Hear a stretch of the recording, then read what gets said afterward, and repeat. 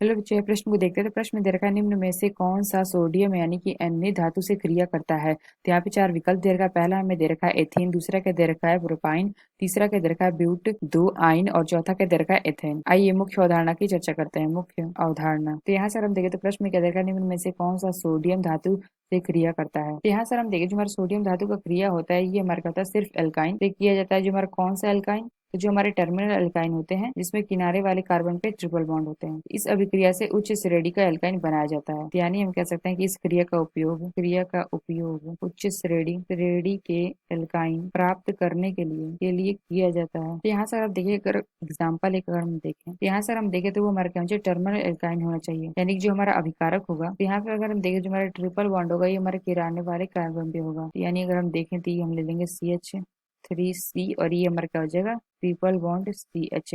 यहाँ सर हम देखें इसका सोडियम के साथ अभिक्रिया कराते हैं। यहाँ सर हम देखें तो यहाँ पे हमारा क्या हो जाएगा, हाइड्रोजन हट जाएगा तो ये CH3C और ये हमारा ट्रिपल बॉन्ड और C, और यहाँ सर हम देखें तो हाइड्रोजन हट के यहाँ पे Na जुड़ जाएगा। और यहाँ सर हम देखें तो फिर हमारा क्या हो जाएगा, जो हमें प्राप्त हुआ है CH3C ट्रिपल बॉन्ड CNA, तो इसकी अभिक्रिया करा देते हैं हम CH3Br। तो यहाँ सर हम देखें तो ये हमारा क्या हो जाएगा NaBr यहाँ से बाहर निकल जाएगा।